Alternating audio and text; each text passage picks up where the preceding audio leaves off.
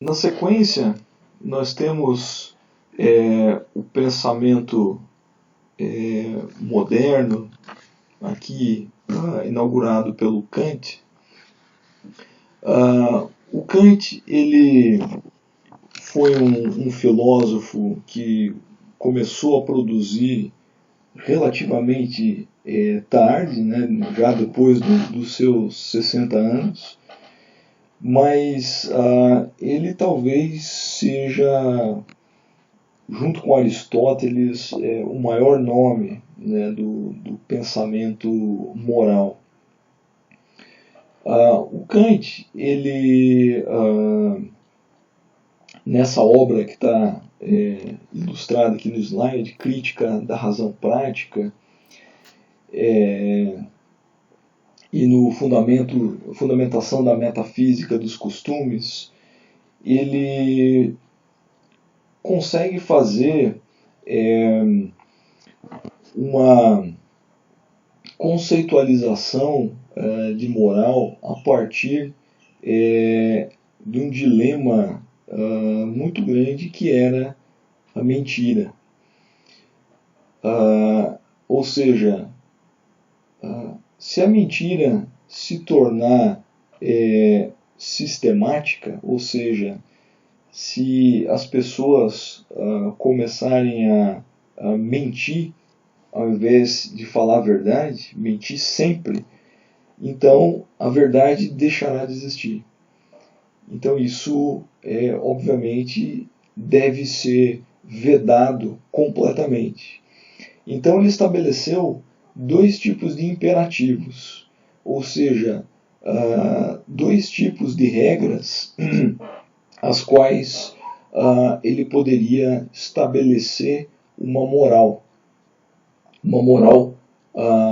de caráter universal. Então vejam que ele já tinha como pressuposto estabelecer que a moral ela seria de caráter universal. Nós poderíamos ter uma moral que vale para todos, em qualquer situação.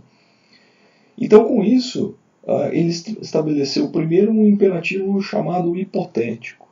Esse imperativo hipotético ele tinha uma importância menor, então não vou entrar em maiores detalhes aqui para vocês, mas ele se resume principalmente nas seguintes situações. Por exemplo, né, se eu quero emagrecer, como menos.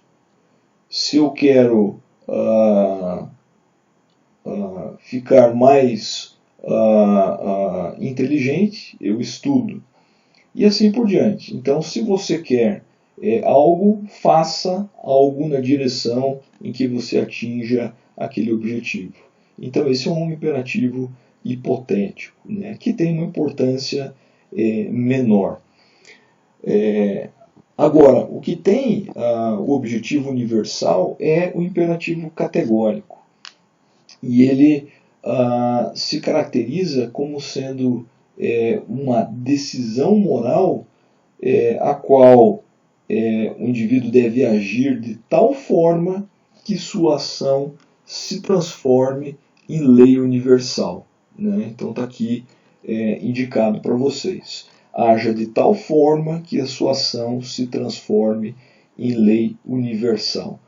Então percebam que se a gente aplicar esse imperativo categórico para a mentira, a gente vai ver que nós não devemos mentir, porque se todo mundo mentir, a verdade desaparece. Então, aplicando o imperativo categórico, nós teríamos uma medida da moral. Moral essa que ele chamou de intencionalista. Ou seja, a intenção ela é determinante desse contexto moral. É claro que, num primeiro olhar, né, isso parece bastante oportuno, né, faz muito sentido, mas tem um exemplo clássico que eu diria que mostra como que essa moral intencionalista também pode ser colocada em xeque. Então imagine a seguinte situação: um indivíduo judeu está para ser preso na época da Segunda Guerra Mundial, né? Então a polícia nazista, a Gestapo, bate a porta dessa família judia. O pai atende a porta e ele sabe que os filhos dele estão escondidos no porão da sua casa. O soldado da Gestapo pergunta: onde estão todos? A questão é, o pai, sabendo desse imperativo categórico kantiano, ele deve ou não deve mentir? Ele deve ou não aplicar essa moral intencionalista? Então percebam que essa situação coloca em xeque, né, essa possibilidade de aplicação desse tipo de moral kantiana para todos os tipos de circunstâncias. Então, esse caráter universal certamente não se aplica. Então, eu diria que não é possível estabelecer essa moral dentro do contexto de universalidade, certo? Voltando aqui ao pensamento de Kant, então ele considera que mentir é condenável categoricamente, né? A moral deixa de ser uma questão aristocrática. Essa é também uma outra característica importante. Se a gente lembrar, Cristo também colocou quebrou essa barreira de que a moral seria uma prerrogativa aristocrática, né?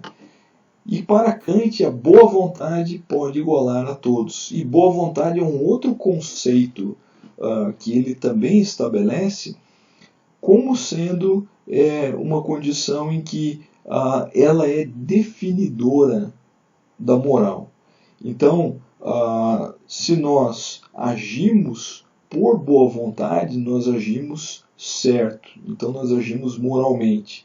Se eu tomo uma atitude, por exemplo, de fazer uma doação para alguma entidade, agora nesse período de pandemia, e essa doação ela vai ser abatida do meu imposto de renda, e eu vou ter um desconto em relação à Receita Federal, e eu estou fazendo essa doação em função disso, isso não é agir por boa vontade, isso é agir pensando no benefício financeiro próprio. Então não é uma atitude moral para o pensamento kantiano, é uma atitude moral se eu tiver uma boa vontade de fato. Então, se eu fizer uma doação pensando que aquele alimento ou aquele recurso vai ser utilizado por alguém menos afortunado. Então essa também é uma característica importante, né? Isso faz com que Kant muitas vezes seja colocado em comparação a Cristo, né? Alguns até comentam que o pensamento kantiano, nesses termos que eu coloquei há pouco, ele configura quase que uma laicização do pensamento cristão, né? E eu acho que é uma perspectiva interessante essa, né? Esse paralelo ajuda a entender um pouco essa construção, essa evolução do pensamento moral.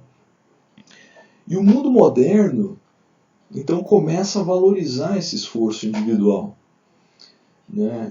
A gente começa a ter uma valorização não só a partir do pensamento cristão, mas principalmente agora, durante essa influência kantiana, porque a gente tem um ambiente favorável, por exemplo, de revolução industrial, onde o trabalhador começa a ser um foco de atenção por parte do pensamento. Então nós temos outros pensadores, né, como Marx, por exemplo, que começam a olhar para os trabalhadores, para o proletariado, como sendo né, indivíduos de uma moral justificável, né? Eles não seriam mais cidadãos de segunda categoria, por assim dizer.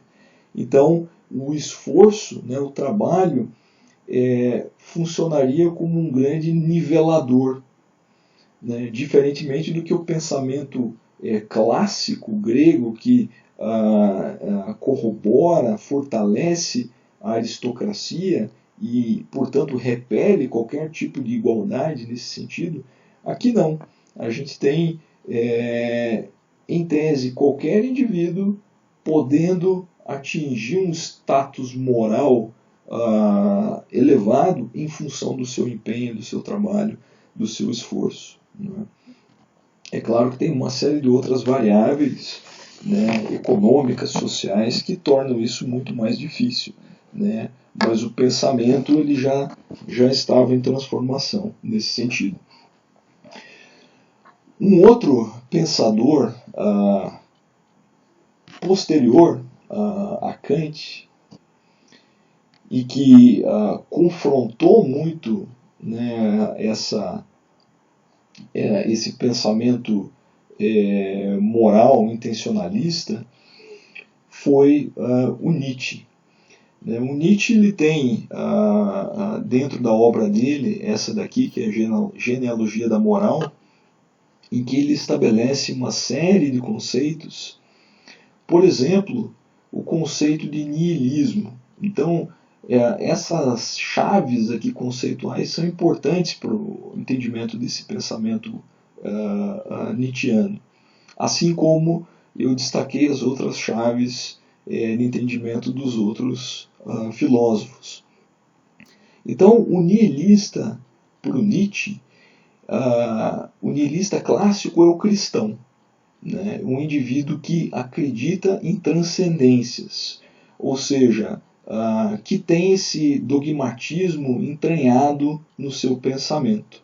Então é aquele indivíduo que acredita que ele vai ser salvo, se não aqui, num outro mundo, num mundo melhor, num mundo transcendente. Então esse indivíduo é um nihilista, né, para o Nietzsche. É um indivíduo que se engana, um indivíduo deslocado da realidade. Outros nihilistas, para ele, por exemplo, os comunistas, né?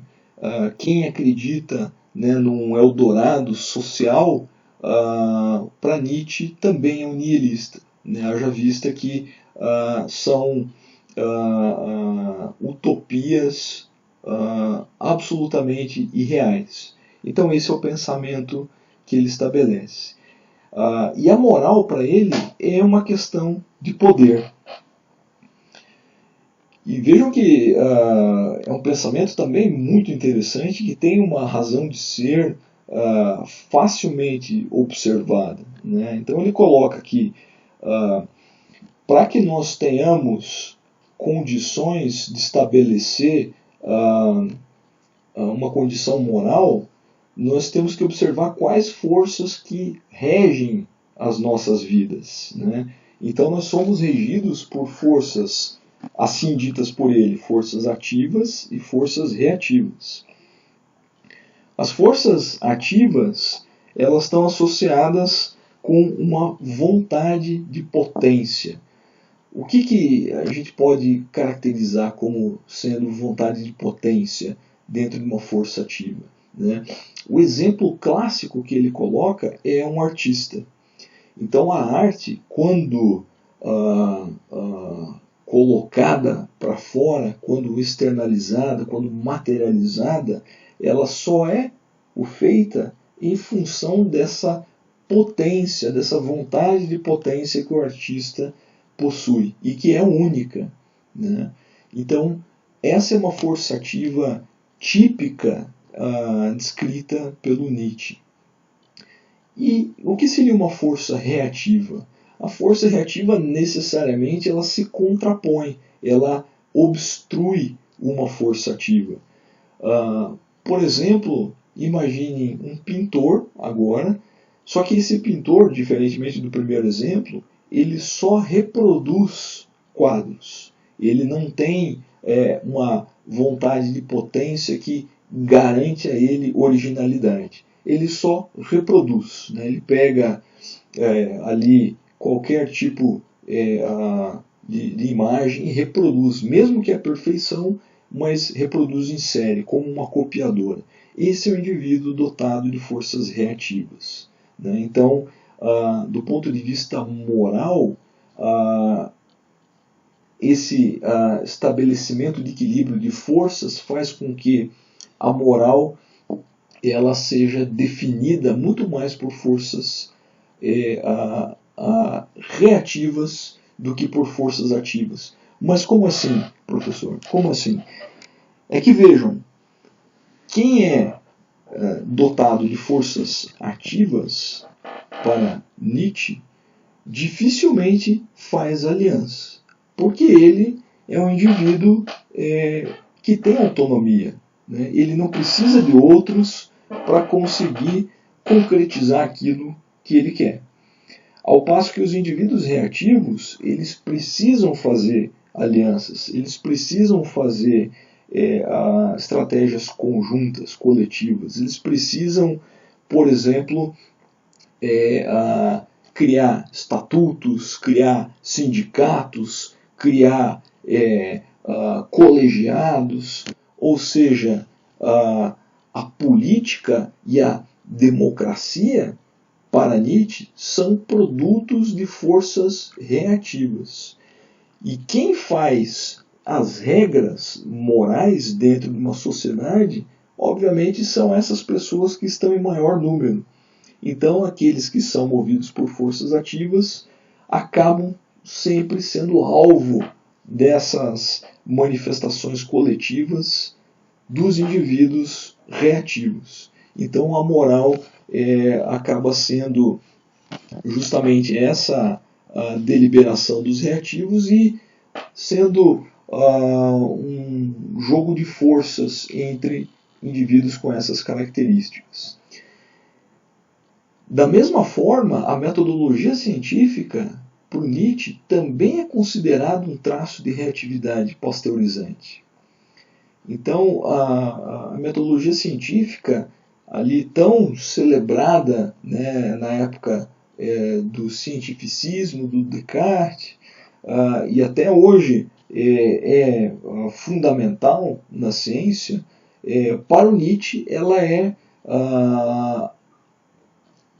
aprisionante, ela é pasteurizante, ela é produto de uma reatividade característica, né? Então, é um pensamento moral bastante interessante.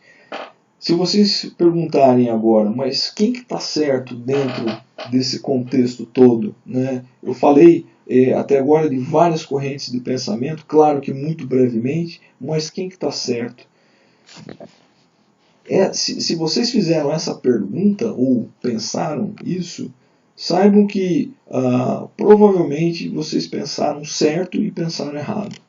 Pensaram certo porque vocês estão impregnados por esse cartesianismo que tenta hierarquizar, né, em pirâmides, né, o conhecimento. O que é a categoria superior, a categoria inferior e assim por diante. E vocês estão errados também porque é o tipo de discussão que não é possível estabelecer o que é correto e o que é errado, né? Eu quero que vocês percebam, e é difícil perceber isso, não é uma tarefa fácil, mas eu quero que vocês tentem perceber que é uma evolução, né? O pensamento ele é uma construção, principalmente no que diz respeito a aspectos, né, de moral e de ética, que são tão abstratos, tão complexos, como vocês estão percebendo. Andando um pouquinho mais nessa evolução que a gente está discutindo aqui, portanto não me perguntem quem está certo ou quem está errado, porque todos estão certos e todos têm erros, né? Então nós temos que entender essa evolução, eu coloco aqui agora o nome do Auguste Comte, que foi um outro filósofo, agora francês, né? O Nietzsche e o Kant eram alemães, e o Comte, ele é o pai de uma corrente de pensamento chamado positivismo. E esse positivismo é uma corrente de pensamento que deriva do iluminismo, ou seja, desse pensamento cientificista que se concretizou principalmente nesse período da Revolução Industrial. Então, ele coloca uma crítica bastante dura à metafísica.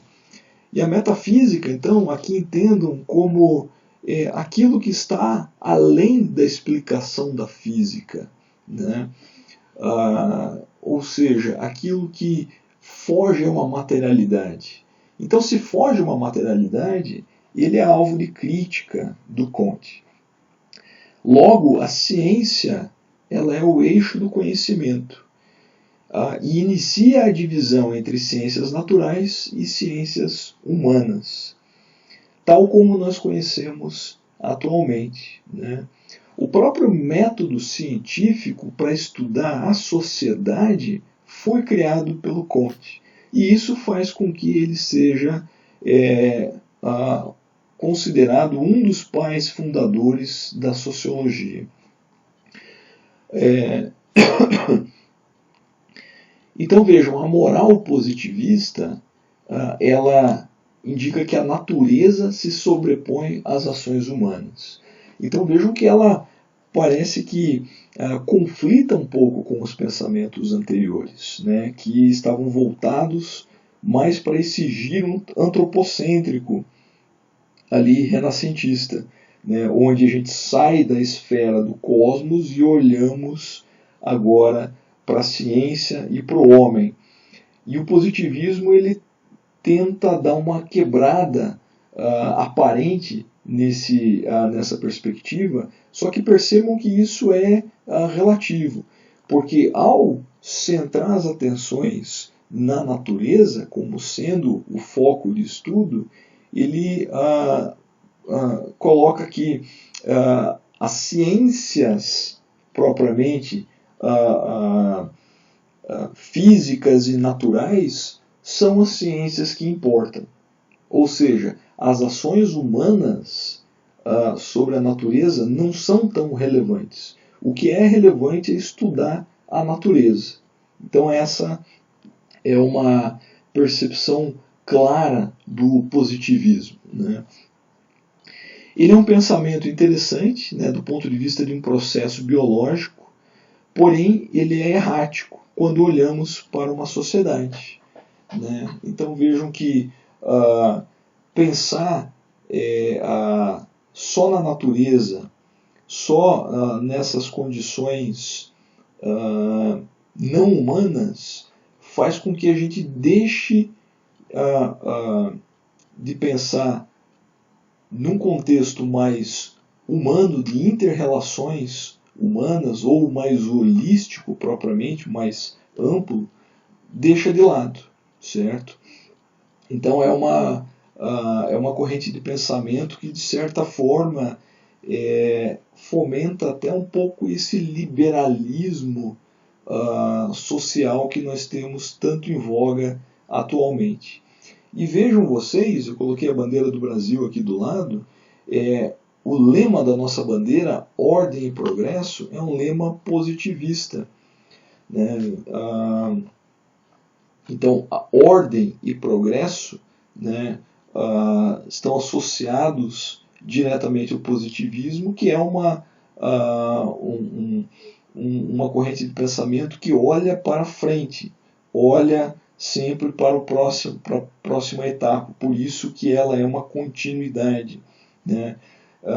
Ou seja, o positivismo ele faz uma referência a essa progressão de ideias sempre adiante. Um outro luminar do pensamento já mais atual também derivou do positivismo, mas eu diria que tem uma importância maior para a sociologia, é o Émile Durkheim. O Durkheim ele escreveu várias obras de importância para a sociologia, e ele, junto com o Comte, são os pais fundadores da sociologia, e ele avança com o positivismo, né? Ele tem também essa mesma percepção que o Comte. E a sociologia se torna de fato uma ciência, né, nas mãos do Durkheim, assim como ele também fundamenta a antropologia.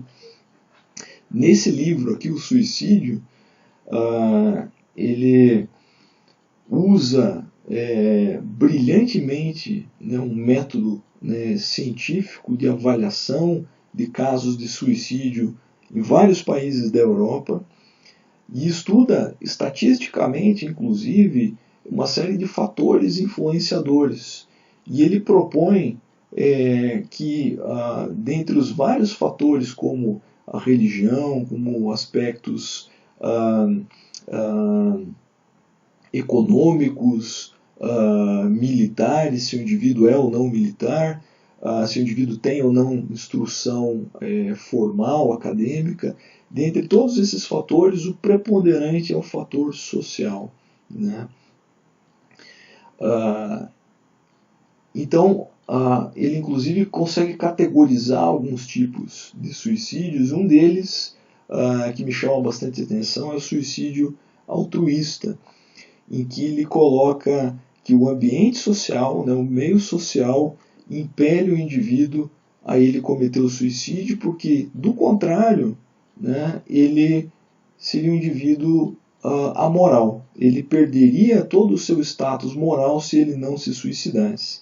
Então, algumas sociedades, ele cita vários países, né, que têm sociedades mais restritas, algumas no Havaí, na Indochina e assim por diante, que tem sociedades com essas características, em que o indivíduo, quando ele é afrontado na sua moral, ele, por uma agressão ou por algum tipo de violação nesse sentido, se ele não se suicidar, ele perderá ainda mais o seu status moral.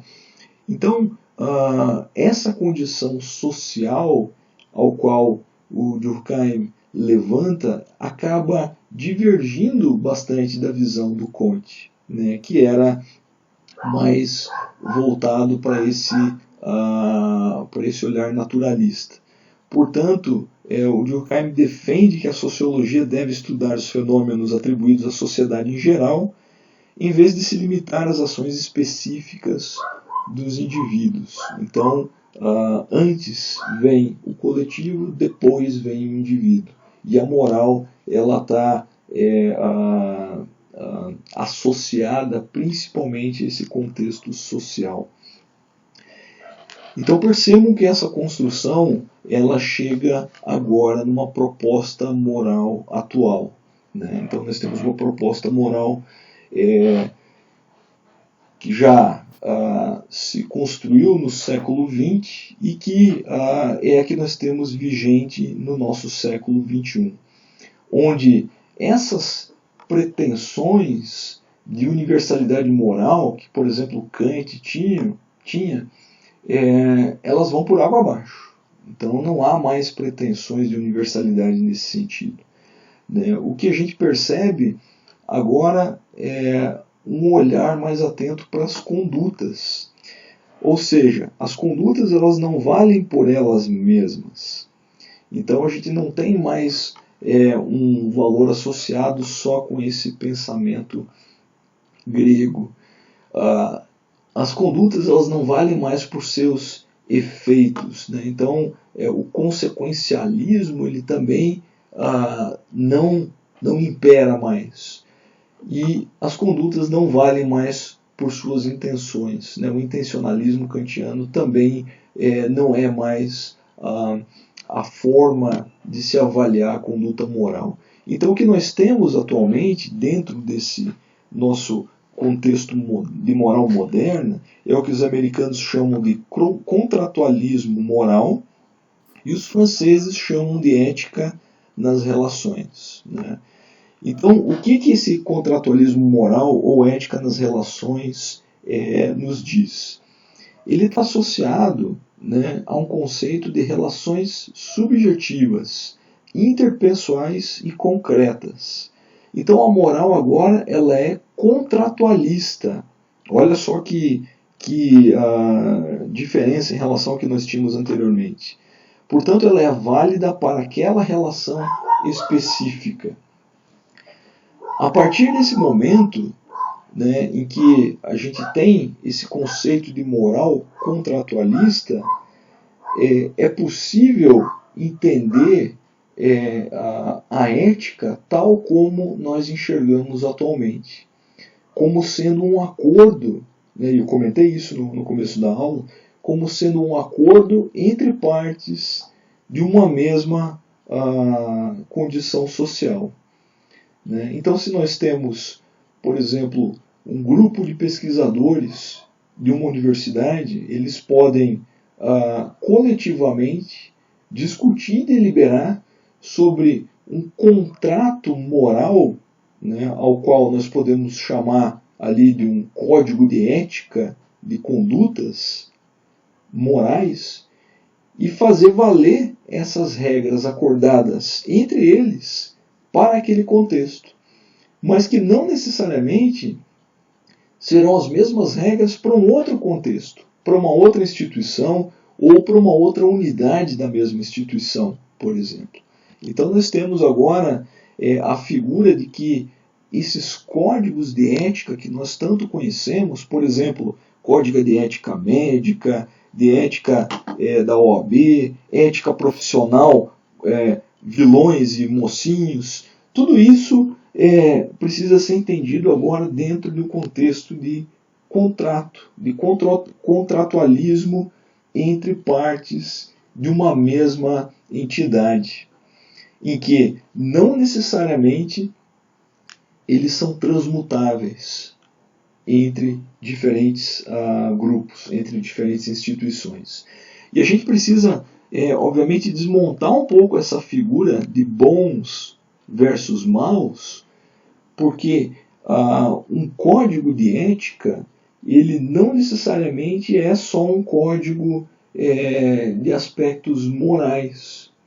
Porque a moral, como já falei para vocês no começo, ela tem uma natureza muito mais individual, né?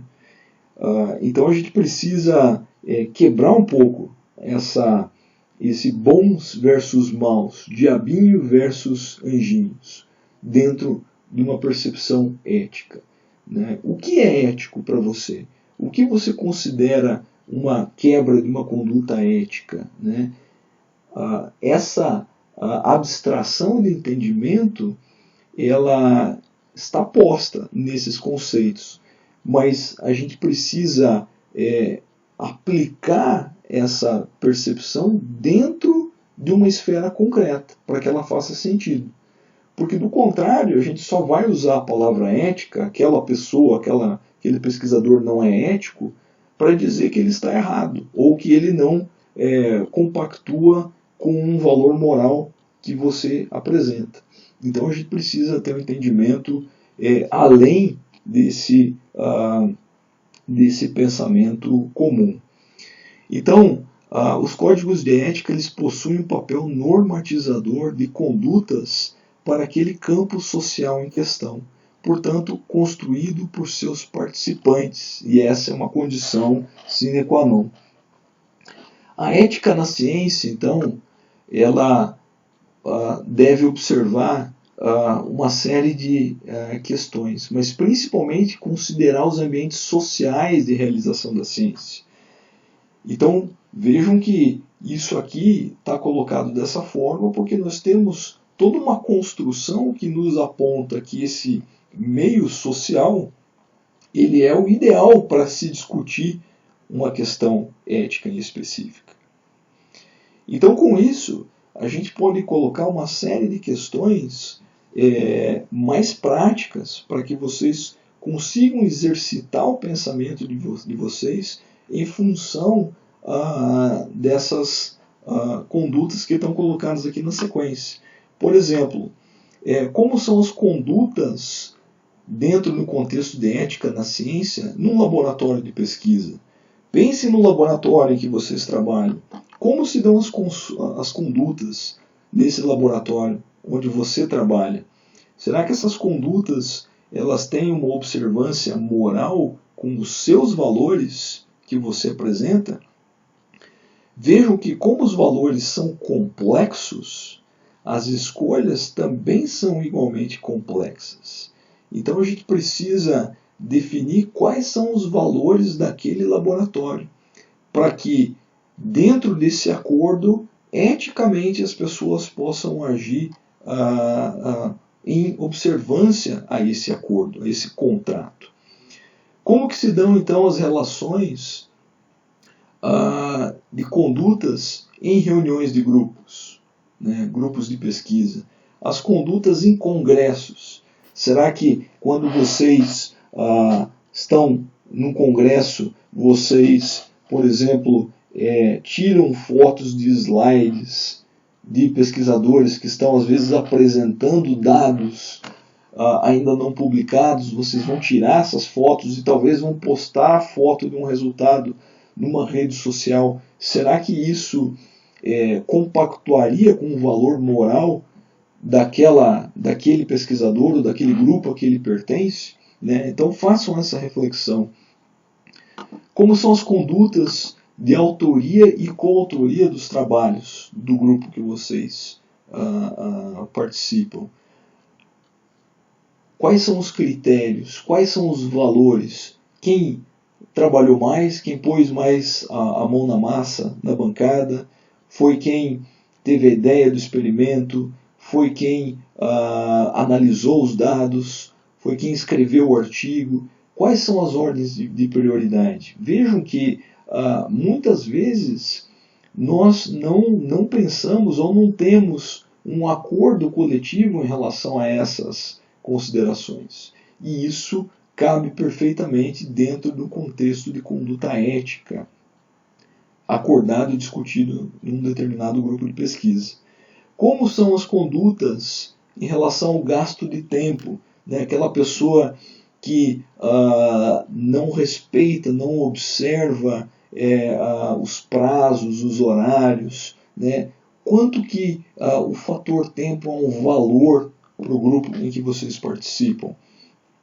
Considerando agora um contexto mais holístico, mais amplo, né, para citar justamente esse aspecto que o Durkheim levantava, né, de indivíduo e sociedade, esse aqui é um termo dele, nós temos a manipulação animal, né, até que ponto nós estamos realizando experimentos em observância a um código de ética de experimentação animal, ou a observância de um código de ética em experimentação em humanos, ou até que ponto eu preciso realizar um experimento em humanos ou em animais.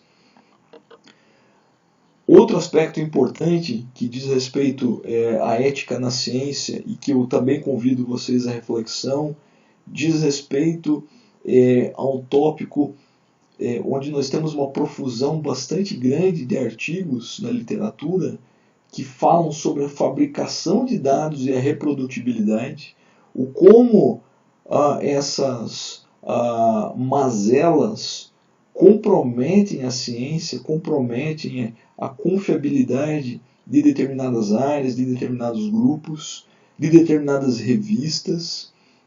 O como que, por exemplo, uma rápida rejeição de uma hipótese de nulidade, que caracteriza um erro tipo 1, pode nos fazer ter um resultado positivo, nos fazer publicar mais rapidamente, mas ao mesmo tempo não revelar um dado que seja correto. Quer dizer, será que vocês estão mostrando a verdade de um fenômeno biológico ou vocês estão mostrando um dado que ao acaso revela uma verdade que vocês gostariam que fosse assim? Então, vejam quão impregnada de moral e de ética são essas questões. E eu gostaria muito que vocês pensassem a respeito. Outra questão que é bastante importante, que vale a pena a gente se debruçar um pouquinho. As condutas quanto ao uso das informações.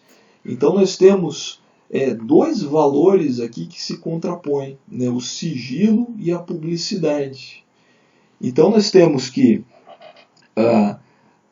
as informações que nós produzimos num laboratório de pesquisa, elas podem ser sigilosas e mantidas em sigilo, por exemplo, enquanto nós estamos com um pedido de patente pendente, certo? Então a gente não pode publicar o dado porque espera-se que a patente seja aprovada, e isso faz com que esses resultados vão ser negligenciados por uma comunidade que podia se beneficiar dele. Mas, ao mesmo tempo, nós temos o contraponto da publicação, que muitas vezes limita a possibilidade de uma patente, porque os dados já são públicos, né, na forma de artigos, mas, ao mesmo tempo, você tem a chance de que outros grupos de pesquisa possam se debruçar sobre o tema e talvez conseguir produzir algo mais relevante para a população ou para aquela área do conhecimento. Qual o valor que é mais importante para o grupo de vocês, para você, ou então para aquele projeto em especial, né? Os valores são complexos, né? Não há uma resposta universal, e isso é importante que vocês saibam, né? Isso já foi quebrado no pensamento kantiano.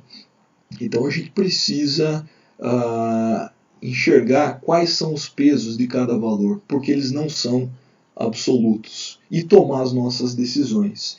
E essas decisões, elas são decisões pautadas pela liberdade. Então, uma escolha moral, ela pressupõe a liberdade. Então, se eu tenho uma lista, né, de regras, essa lista de regras ela me autolimita em termos de liberdade. Agora, se eu consigo ter valores e racionalizar sobre esses valores, como o sigilo e a publicação, né, a publicidade, eu consigo ter uma identificação desses valores e tomar uma decisão mais assertiva. Então é importante que a liberdade sempre seja uma condição presente dentro de uma ação na ciência. Outras considerações para reflexão aqui de todos nós.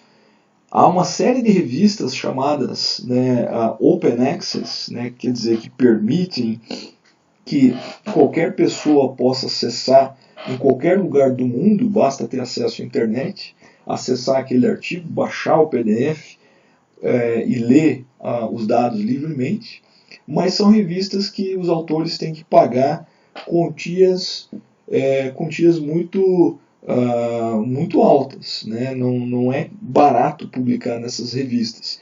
Em geral, varia-se aí de $1.500, $2.000, $2.500, $3.000. Né? Esse é uma média que a gente pode observar. Então, publicar numa revista Open Access, sendo que os autores tiveram que pagar para essa revista publicar, o quanto que isso fere algum valor que vocês discutiram, né? Além disso, nós temos uma série de revistas que são consideradas como sendo predatórias. São aquelas revistas que fazem uma revisão por pares, né, o que a gente chama de peer review, muito frágil, né, às vezes até inexistente. Basta você submeter para a revista e o artigo ele é publicado. Então a revisão por pares ela praticamente inexiste. Essas revistas predatórias em geral mandam convites sistematicamente para os autores submeterem artigos lá. Então, será que vale a pena você mandar um artigo para uma revista predatória? né? Isso também precisa ser considerado dentro da valoração moral e ética que vocês possuem. Publicações na forma de pré-prints, né, e reserva de mercado. O que isso significa? Né? Existem alguns repositórios de artigos onde a gente já torna público o artigo, mas sem ele estar vinculado a uma revista necessariamente. E ele também não é revisado por pares como numa submissão convencional. Mas, em geral, se justifica esse tipo de publicação na forma de pré-print porque pelo fato do dado ser um dado muito relevante ou de uma área que necessita uma dinâmica muito intensa, ela está em mudança diária. Por exemplo, agora, no caso da pandemia pela Covid-19, então você tem como enxergar uma justificativa para esses pré-prints. Mas até que ponto essa reserva de mercado, né, daquele artigo é uma condição associada aos valores que vocês possuem? Outro aspecto que eu quero colocar aqui para vocês também, a inovação como sendo uma palavra-chave dentro das principais agências de financiamento de pesquisa no país e fora do país. Então, exige-se sempre que o projeto de pesquisa que busca fomento tenha algo que remeta à inovação. A questão é, será que todos os projetos de todas as áreas têm condições de carregarem essa palavra inovação com o sentido que ela deveria realmente trazer? Então, outro aspecto a ser pensado e discutido. E por fim, eu coloco aqui a responsabilidade social e engajamento público que os pesquisadores, que a academia, a universidade, os grupos de pesquisa precisam ter. E cada vez mais isso está sendo cobrado da nossa parte, né? Esse engajamento público, essa responsabilidade social, muitas vezes de se fazer uma pesquisa direcionada para algum problema premente da sociedade, até de certa forma justificando financeiramente a nossa existência como grupo de pesquisa, mas principalmente dando um retorno para a sociedade do que nós fazemos, né? Até que ponto a gente precisa aplicar os nossos valores morais a isso? Quanto que isso é algo que nos incomoda? O quanto que isso precisa ser melhorado? Né? O quanto que isso precisa fazer parte do nosso dia a dia? Ou não? De fato, o cientista tem que estar na Torre de Marfim e virar as costas para o mundo. Então são valores complexos, são questões que a gente precisa compartilhar e discutir entre todos. Então eu agradeço, bons estudos para todos, um grande abraço.